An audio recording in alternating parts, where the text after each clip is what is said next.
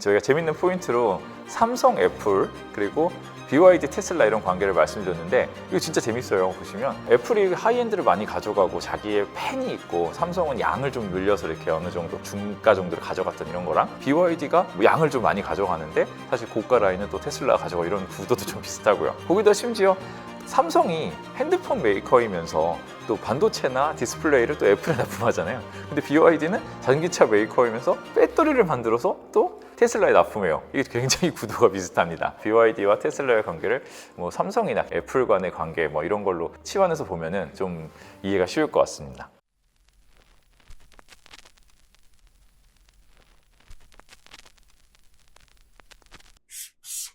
예, 안녕하세요. 주식일타 김기훈입니다. 저희가 테슬라를 벌써 2편 다루었고 이제 3편째입니다. 예, 점점 좋아하시는 분들이 많아지는 것 같아요. 전편에서 테슬라의 자율주행, 로봇, ESS, 스페이스X의 수혜 등 좋은 포인트를 많이 다뤄봤는데요. 오늘은 좀 어려운 포인트 중에 하나인 BYD와의 경쟁에 대해 다뤄보도록 하겠습니다. 그 전에 말씀드릴게요. 어제 4%나 테슬라가 하락했어요. 캘리포니아에서 비대칭적인 정책이 나왔잖아요. 테슬라만 빼고 보조금을 주겠다. 지금 보조금을 폐지하겠다는 게 연방정부의 방향인데, 보조금을 주는 거에 더해서 심지어 테슬라는 빼겠다. 야, 이거는 약간 캘리포니아에서 정말 테슬라랑 싸우는 구도인 것 같아요.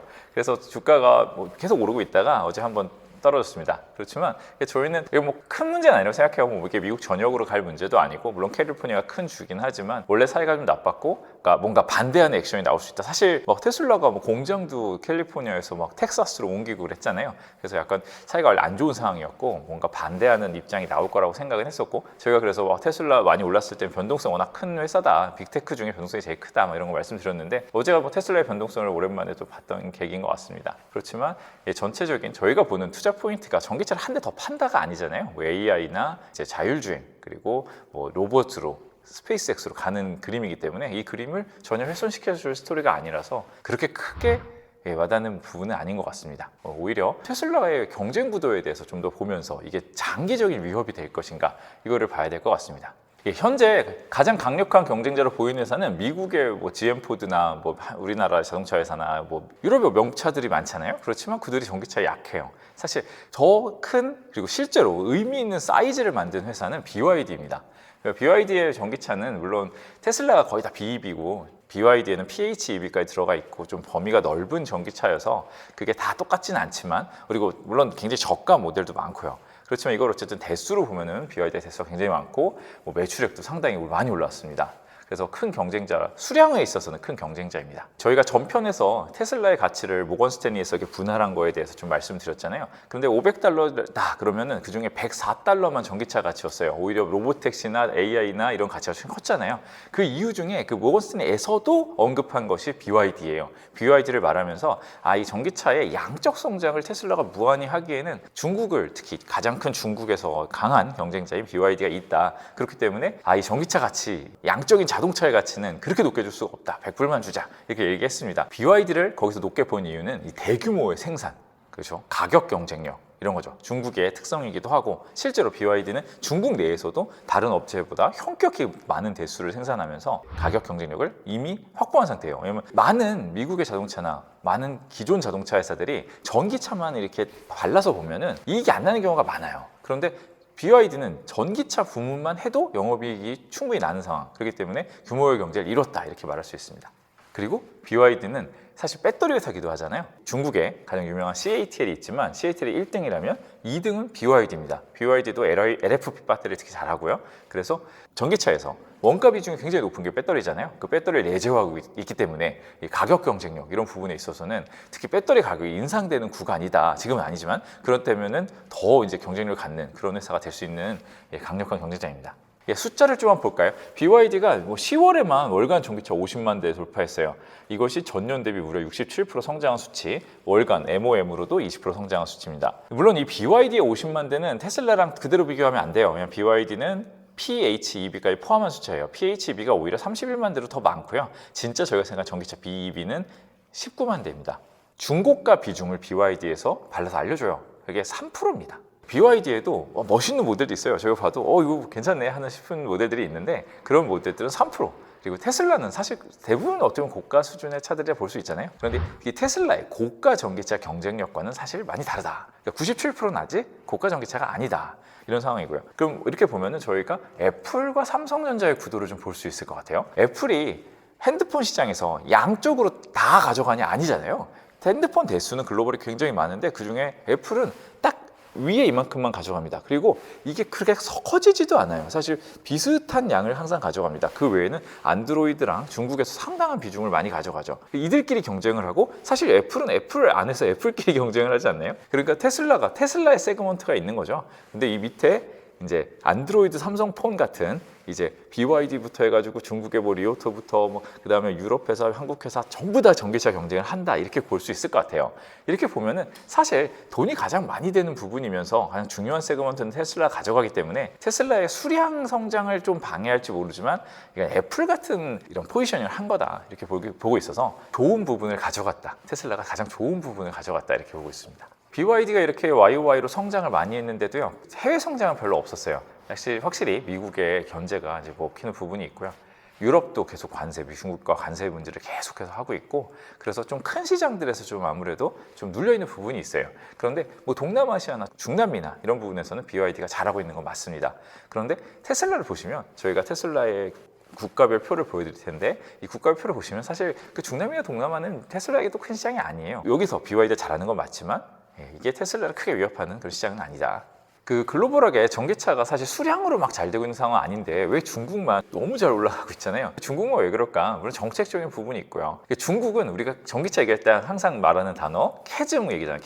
캐즘이 넘어선 느낌이 있어요. 그러니까 이 신차의 50% 정확히는 지금 52% 정도가 전기차입니다. 이렇게 되면은 이거 뭐 내연기관 더 많잖아요. 그럼 이게 캐즘을 넘어서 버린 거죠. 그러면은 어떤 나라에 전기차가 되게 적어요. 적게 팔려요. 그렇다면 아무래도 전기차 인프라도 적을 거고 타는 사람들의 인식도 전환되기 쉽지 않고 불편할 거예요. 그런데 중국처럼 전기차가 더 많아요. 그러면은 당연히 전기차 사야지 이렇게 생각하는 사람들도 많아질 거고 이 전기차에 대한 무슨 충전이나 여러 가지 뭐 집안에 있는 인프라 이런 게 많이 깔릴 거기 때문에 그런 면에서 중국은 이 캐즘을 넘어서 지금 중국 시장 자체는 굉장히 좋게 성장을 하고 있다 이런 상황이고 거기서 BYD가 국가에서 1등을 하면서 그걸 먹고 있기 때문에 숫자가 높게 찍히는 면이 있다 이렇게 볼 수 있습니다.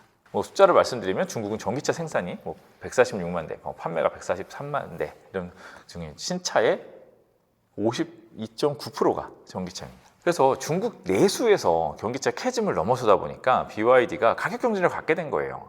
그래서 이 가격 경쟁력을 갖고 이제 해외로 가려 하는데 그건 아직은 확실하게 성공하고 있지는 않고요. 조금씩 들어가고 있습니다. 그리고 BYD가 2분기 매출을 보시면은 매출은 뭐 26% 성장했고 순이익은 33% 성장했는데 고가 브랜드 비중 축소, 해외 부진 이 포인트 두 개가 콩쿨 때 나왔거든요. 이걸 보시면 이 양적 성장으로 영업 레버리지 효과를 누르고 있지만 사실 BYD가 테슬라를 위협하기 위해서 제일 중요한 고가 브랜드 비중은 회사에서도 축소된 것으로 발표한 상태입니다. 그리고 지금 BYD를 그래서 얼마나 잘하고 있나 주가로 좀 보여드릴 텐데 항생 인덱스를 보시면 항생 인덱스 자체가 굉장히 안 좋았어요. 그러니까 사실 BYD도 한 번에 크게 점프를 해서 뭐 지금 수익률이 엄청나게 찍혀 있지만 5년으로 보면 그 21년 이후에 사실 횡보예요. 근데 21년 이후에 항생이 많이 빠진 걸 생각하면 이 주가상으로 상당히 홍콩에서 견조한 회사였다 이렇게 볼 수 있습니다. 그럼 저희가 BYD의 지금 좋은 점들을 막 말씀을 드리고 무서운 점을 말씀을 드렸는데 여기서 BYD 약점은 무엇일까? 당연히 소프트웨어가 없는 거라고 생각해요. BYD는 자율주행을 못해요. 지금 그래서 BYD 뉴스를 쳐보시고 화웨이랑 같이 검색을 해보시면 BYD와 화웨이가 같이 협력한다 이렇게 나와요. 뭐 그런 뉴스들을 보면 뭐 우버 자율주행 경쟁력이 없다고 제가 말씀드렸잖아요. 우버가 예를 들어 뭐 구글, 웨이모랑 협력을 한다 이런 얘기가 나온다는 거는 여기랑 같이 해야 되는 거죠. 그런데 테슬라가 누구랑 협력하나요? 테슬라는 내 걸 만들어서 팔려고 하죠. 오히려 남들에게 팔려고 하는데 BYD는 남들에게 팔기는커녕 지금 이제 화웨이한테 좀 가져와서 써야 되는 상황이에요. 근데 화웨이는 왜 또 하냐? BYD가 차 많잖아요. 차량 데이터를 수집한다는 거죠. 테슬라는 내가 전기차도 많고 소프트웨어도 있어서 내가 이 안에서 인티그레이션 해가지고 자동차 대수가 많은 데이터를 집약하고 거기서 AI를 돌려가지고 이제 자율주행을 발전시키는데 이 두 회사는 이제 화웨이와 BYD는 각각 없기 때문에 이거를 이제 협력해서 해보려고 하는 건 상태입니다. 그래서 즉 BYD는 자율주행 경쟁력은 별로 없는 회사다 이렇게 볼 수 있습니다. 오히려 지금 샤오미 전기차가 성장률이 빨라요. 샤오미는 약간 IT 회사라서 자율주행을 어느 정도는 하는 것 같아요. 이게 뭐 테슬라와의 비교가 될지는 모르겠지만 샤오미가 오히려 BYD보다는 자율주행 앞서가는 게 아닌가 이런 생각도 좀 듭니다. 예, 물론 BYD도 가만히 있진 않습니다. 자율주행 차와 AI 개발에 무려 뭐 1,000억 위안, 뭐 1,000억이 한 20조 되겠죠? 좀 19조 몇 천억 될 텐데 이것을 투입해서 이공계 졸업생 중국에 엄청 많잖아요. 막 대규모로 채용해가지고 하겠다. 근데 하겠다잖아요. 지금부터 해가지고 얼마나 걸릴까요? 이거는 지금은 사실 쉬운 문제는 아니다. 근데 해야 된다는 거는 BYD도 알았다. 자율주행이 저희의 전기차의 포인트니까. 저희가 테슬라의 맨 처음 1편에서 말씀드린 가장 중요한 것 중에 하나, ESS의 성장. ESS의 성장이 전기차 성장보다 몇 배는 더 높다고 말씀드렸잖아요. 그 테슬라의 중요한 포인트입니다. 그럼 BYD가 이것을 위협하는가 아닌가를 한번 보시죠. 이 BYD는 ESS 배터리의 강자예요. CATL과 BYD가 전 세계 52%입니다. 지금 표를 보여드릴 텐데 2023년으로 보면 CATL이 압도적 1위고요. BYD도 상당한 2등입니다. ESS 배터리는 인산철 LFP 배터리예요. LFP 배터리는 사실 중국이 더 먼저 하고 잘했잖아요. 그리고 우리나라도 지금은 사실 진출해가지고 ESS, LG 에너지 솔루션 많이 들어가고 있어요. 하지만 그 기존의 점유율이 사실 중국이 굉장히 높습니다. 그런데 테슬라와 BYD는 다행히 뭐 경쟁 관계가 아니라고 볼 수도 있어요. 테슬라가 상하이 메가팩토리 만들잖아요. 거기에 배터리를 납품하는 회사가 BYD입니다. 테슬라의 핵심이 배터리 만드는 게 아니잖아요. 배터리는 사다 쓸 수 있잖아요. 그래서 뭐 우리나라에서도 배터리를 사다 쓰지만 BYD도 테슬라가 배터리를 사다 쓰는 공급자입니다. 오히려 BYD의 배터리 경쟁력이 테슬라에게 도움을 주는 거죠. BYD의 블레이드라는 안 터지는 배터리가 정말 대단하다고 하더라고요.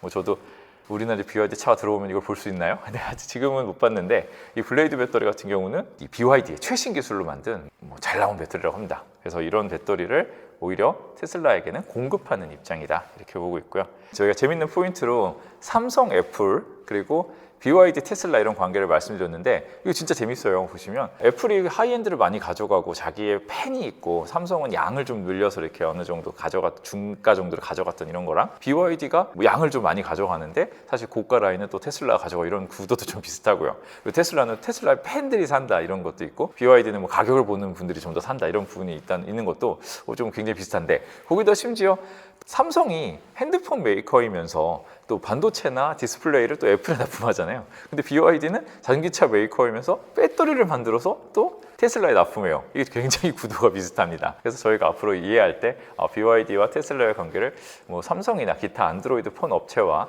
애플 간의 관계 뭐 이런 걸로 치환해서 보면은 좀 이해가 쉬울 것 같습니다. 오늘 테슬라와 BYD를 비교 설명해 드렸는데요. 결론을 말씀드리면 BYD가 저가 전기차 시장에서 테슬라의 전기차의 판매 양적인 부분을 어느 정도 위협하는 부분은 맞다. 그렇지만 사실 테슬라의 주력 시장이 아닌 곳에서 많이 팔고 있는 부분이 있고 테슬라의 주력 시장에서 테슬라는 잘하고 있다. 테슬라를 저희가 보는 포인트는 전기차 판매량이 아니다. 전기차 판매량 물론 줄어들면 줄까요? 안 줄 거예요? 하지만 뭐 일론 머스크가 말하는 정도의 올해 25년의 성장이 나온다면 전기차 판매량은 도와주는 부분이고 저희가 테슬라를 보는 부분은 AI, 자율주행, 로보택시, 로봇 뭐 이런 AI와 스페이스 X와의 연동성 뭐 이런 것을 보기 때문에 저희의 투자 포인트를 위협하지 않는다는 거죠. BYD가 자율주행을 너무 잘한다. 그거는 진짜 저희가 열심히 다시 공부해야 돼요. 이거 어떡하지? 그렇게 될 수 있는데 BYD 보니까 소프트웨어 경쟁력이 약해요. 중국 자기 회사도 인정하고 이제 막 투자 많이 하겠다고 하고 있어요. 그런 상황에서는 저희의 투자 포인트를 훼손하지 않기 때문에 BYD는 강력한 경쟁자지만 테슬라를 저희가 계속 우리가 포트를 유지하고 공부하는 데 있어서는 위협이 되지 않는다 이렇게 보고 있습니다. 여러분 오늘 BYD와 테슬라 말씀드렸는데요. 궁금하신 점 있으시면 댓글 남겨주시고요. 제가 대댓글로 답변 드리겠습니다. 저는 테슬라는 계속 팔로우할 테니까요. 구독해 주시고 계속 시청해 주세요. 감사합니다.